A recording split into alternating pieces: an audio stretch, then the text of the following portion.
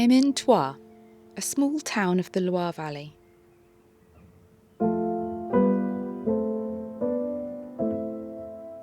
Going for a walk with Stéphane Meyer, a French herbalist known as the Druid Forager of Paris, someone both renowned for his expertise of wild medicinal plants, as well as being a revered, even mystical winemaker.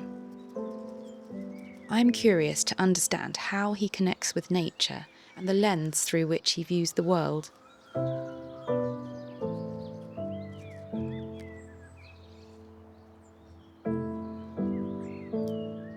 You know, I make a garden with salad and radish and Mélange. oui.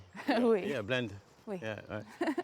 And very concentration like this. And I take out, sorry. And I put everywhere salad. As you can hear, neither myself or Stéphane speak each other's language, but we are certainly going to try our best. Oh, yeah. You have cucumber, you have some aubergine Okay. and courgette. I don't know in English. Courgette? Courgette? Yeah. Stéphane walked me through his harmonious and synergetic garden planting, and to be honest, we could have stayed there all day, but we had a walk to go on. So what are you going to do now for your morning gardening? We put the chicken in the plage in the beach. We put the Okay, yeah, let's do the chicken. On y va à la plage? On y va? Do you want chicken? Should I pick one up? Yeah. I haven't picked up a chicken before, but I can do it. Yeah. Okay, Oh, elles ont pas trop envie. I can do it. Yeah, it's okay. It's he accept. Really? He accept when this is like this. It's Okay. accept.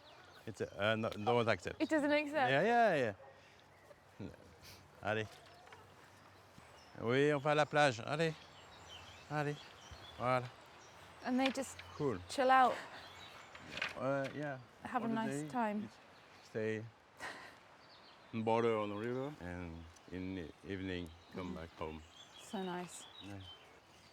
I wanted to ask you, in the morning, before you go into the garden or go to the vineyards, how do you start your day for you? Je fais de la méditation. You know? Oui. Méditation. Ouais. Je comprends. Ah ouais. Et aussi, je prends un bon petit déjeuner. Normalement, c'est pas bon, hein, il faut. What does meditation look like? How do you meditate? Là, c'est une méditation, je peux dire le nom? C'est un qigong qui s'appelle Falun Dafa, et qui repose sur 3 principes vraiment très simples. C'est la vérité, la bonté et la tolérance. Et on apprend surtout, en fait c'est une méthode moi qui m'a beaucoup apporté sur le fait de ne plus penser. No mentality activity. The mind is empty. It's very important because inspiration and the truth come.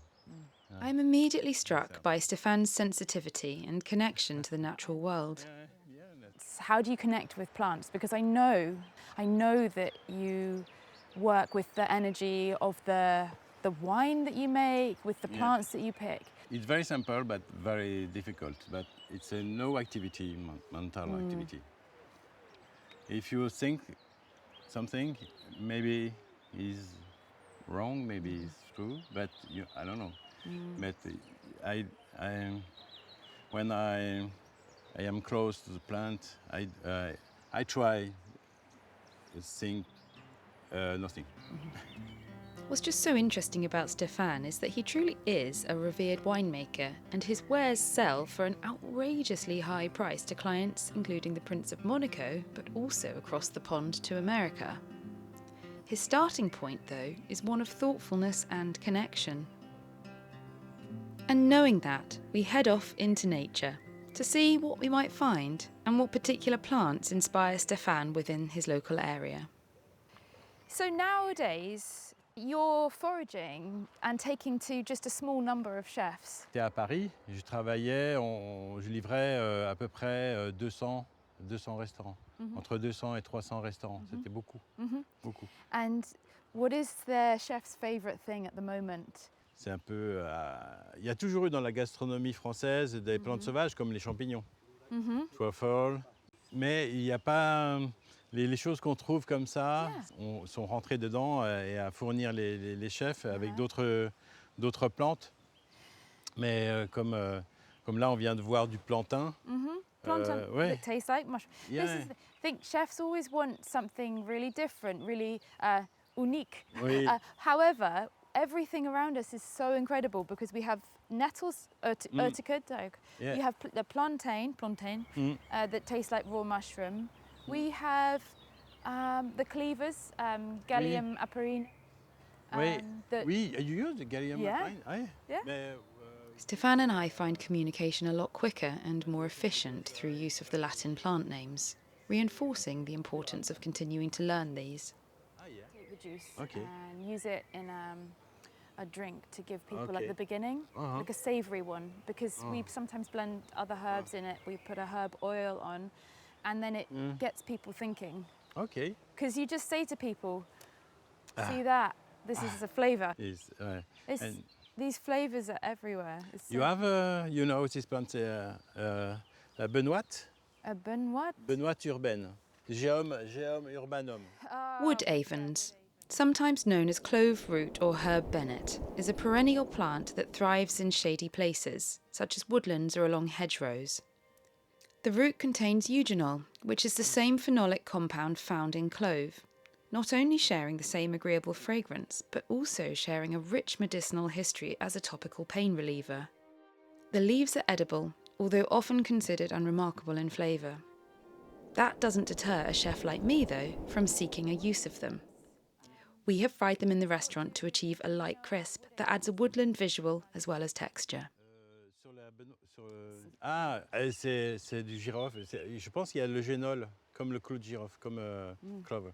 Oui, c'est une action, comment on dit, No. calme. Calms, it calms oui, your nervous calme, system. douleur, antalgique. Yeah, Oui. great. Ouais. Should get more. Oui. Et c'est vrai, très drôle parce que la plante, la benoîte, elle fait ses fleurs loin des racines. Tu vois, elle est toujours, pour trouver, il faut toujours prendre comme ça. Tac, tac, tac. Ah, ok, c'est là. Mais elle est toujours... je ne sais pas comment dire, c'est assez... c'est peut-être une sécurité, tu vois, elle va jamais montrer ses racines tout de suite comme un pissenlit. Là, la racine, elle est là. Parce que c'est fragile, ici. C'est fragile. C'est fragile. Si tu tires, if you pull like this, it's broken very easy. Ah. Ouais, it smells very, very good. C'est toujours un petit peu le cœur. Le cœur, il est un peu violet. Violet, yeah. The heart. Yeah. the heart of the wood avens. Ouais. When you smell it, how does it make you feel? J'ai senti, là, ça m'a fait penser à des vieux whisky. Whiskey, smoky whiskey. Tourbé. C'est l'image qui est...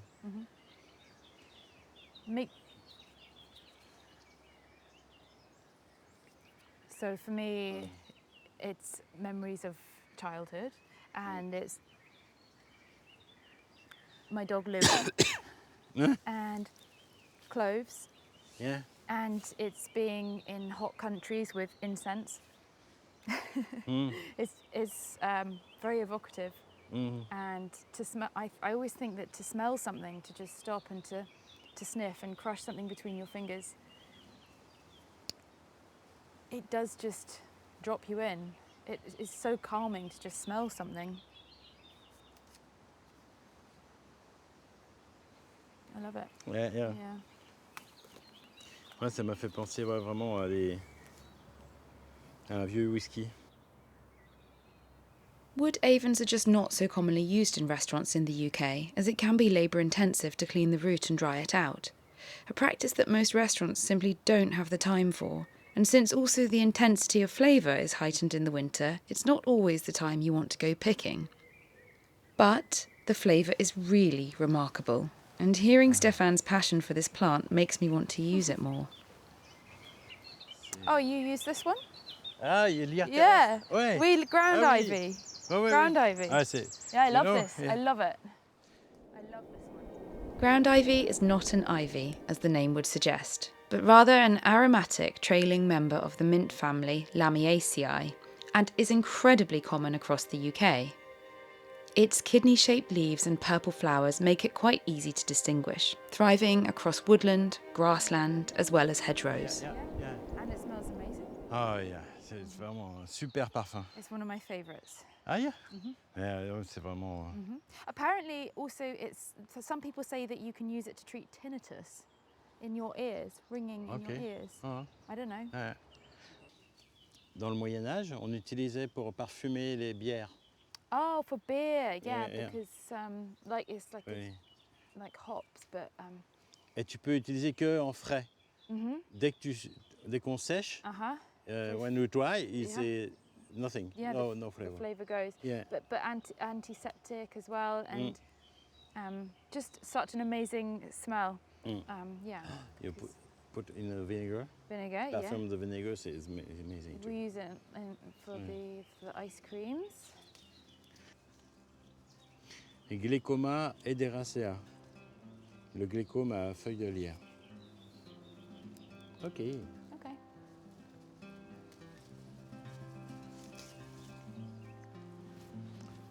And onwards we go into this outstanding array of the myriad plants of the Loire Valley, which really just happen to mirror almost precisely what we have available to us in England.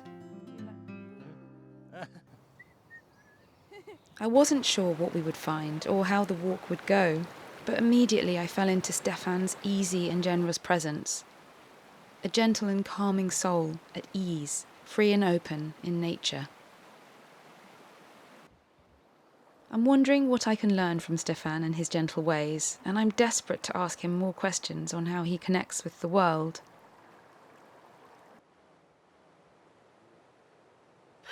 Oui, là en fait on est sur une plante qui s'appelle la consoude.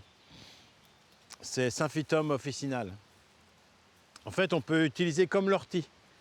C'est aussi riche en vitamines, c'est très riche en protéines aussi, et ça a beaucoup d'oligo-éléments. C'est au niveau, c'est la même utilisation aussi dans le jardin comme fertilisant. C'est très puissant. Et là, on l'utilise aussi comme l'ortie. On fait des tempura avec. On peut faire des lasagnes. On la coupe et on fait ortie, consoude. C'est super bon. Voilà, la consoude.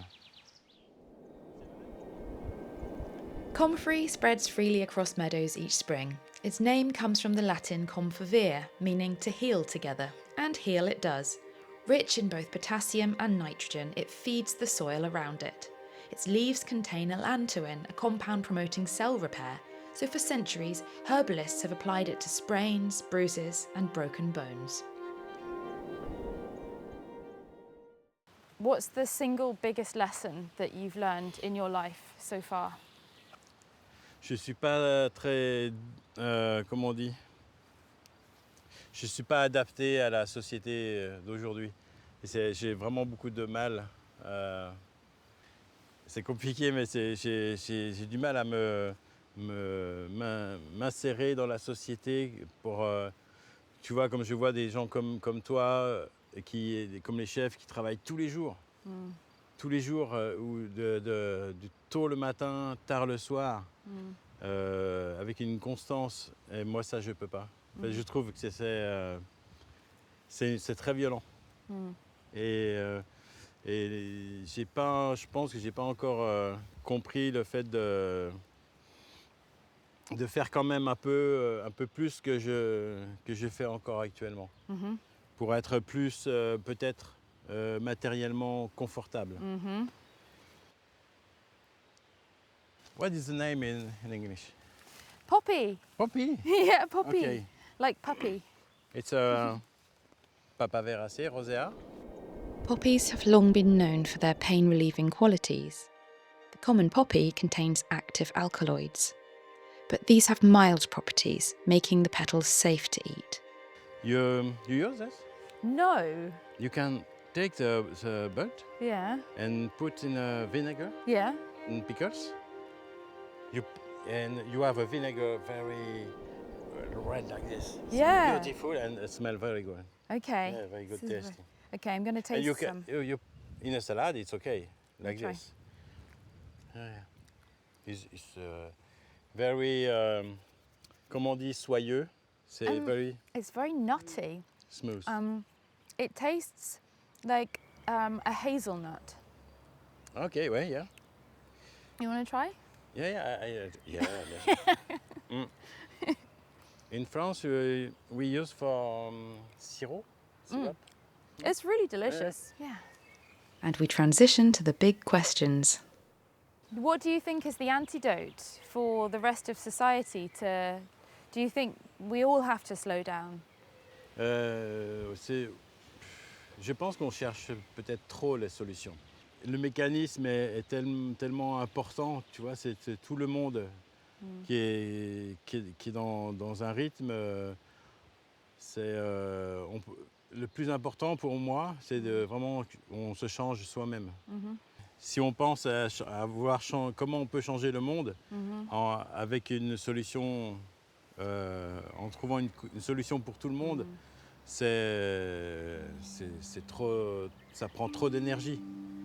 C'est déjà se changer soi-même, c'est déjà participer au changement.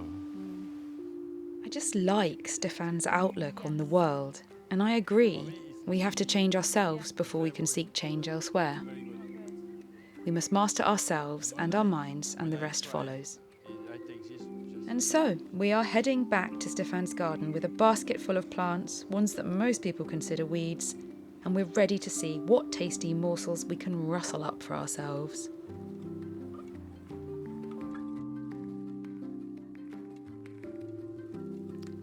There's something instinctive and primal about picking your dinner, cooking it on an open fire, and eating outside. We decided to fry our leaves because that's delicious, and even though we didn't have a thermometer, we could gauge the temperature, knowing it was at around 140 to 145 degrees centigrade. The perfect temperature to crisp up the thin tempura coating, but without losing that vibrant green of the leaf. Yeah, that's perfect. Okay. Hogweed buds we cooked on the barbecue on a low heat to soften, adding a smoky depth of flavour. The end result was floral, earthy and fragrant, completely unique and one of the best things I've ever eaten. We have honey on there, and we can finish the Rose. with the rose because it's a nice flavour and much prettier. Fried elderflower finished with local honey. Okay, I'll take yours. I can't believe this is like a magic trick. It is. Poppy petals unfurled to add flashes of red and visual appeal. Okay, and some butter. We made a wood avens infused butter to douse over our barbecued weeds. On the hogweed. And on there, we've got a few little fried bits with poppy, bit of butter. La berce, c'est for you. C'est pour That is the best bit, isn't it? Yeah. That was the best bit. Ouais, with your sauce. Super. Wait. I think we should share the Oh, c'est trop bon. this one because Oui. the one we need a bit Yeah. of sauce. Right, take it. This is like the less sauce. Bien sûr. Mhm. Ah, ah oui. I love the poppy. I love the poppy. That's my favourite thing. It's so good. And it kind of tastes like, when you have it on its own, for me it makes me think of hazelnut. But on here you don't taste that.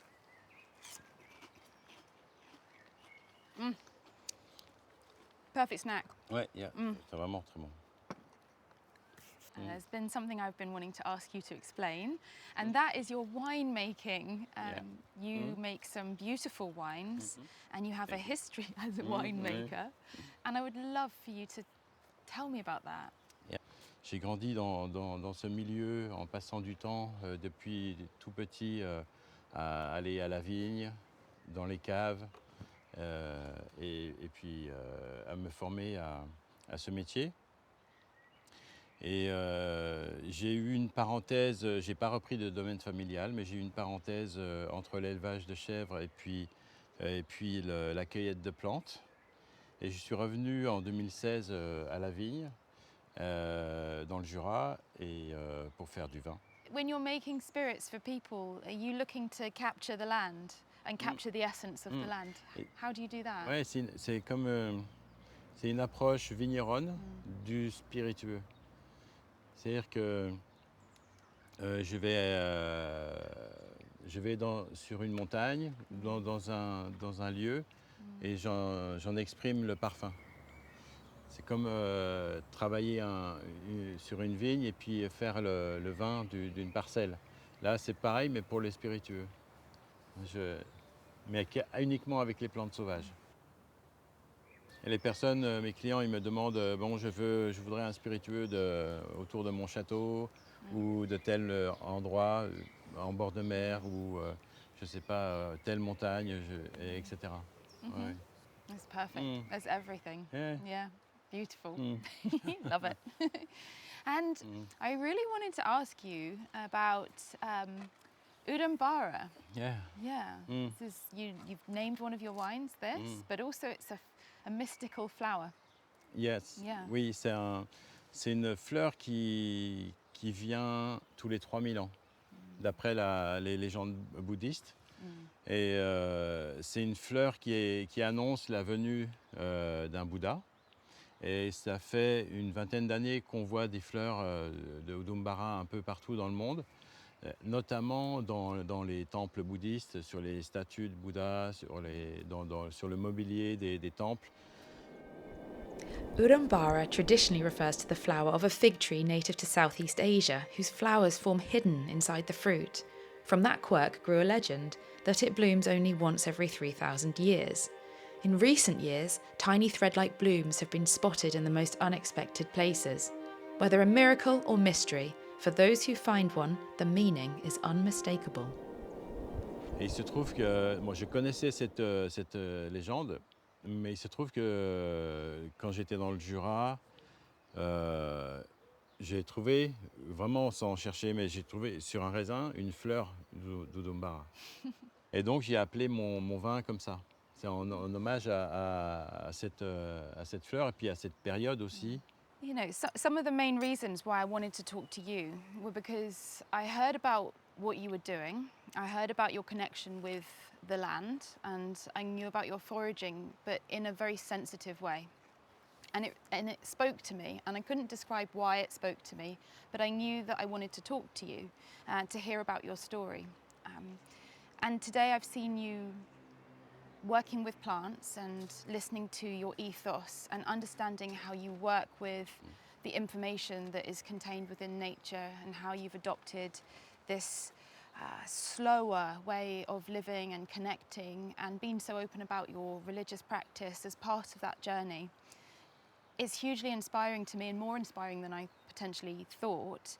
And it comes at a time on my journey where I am starting to adopt a policy of slowing down and appreciating every single detail, and listening more to the plants and understanding the qualities that they have on the body and on the person and within the dining experience. I would love to create a space in the future where I rehome a wild foods tasting menu restaurant, but also create a space that allows people to come to connect with nature and to create that space within themselves, bringing together all of the things that I have seen that make a good life. And part of that is connecting truly with everything, because everything is connected. So to have the opportunity to hear some of your story and some of your journey, and to eat food with you and to pick food with you, thank you so much. Vous avez fait un long voyage. You've really shared your story and or some of your story, and for that I'm truly grateful, and it's been such a pleasure meeting you. Ouais, et puis bonne continuation. Beaucoup de succès. So many udambaras, but not that many, because we don't need them. Thank you so much. Bye bye.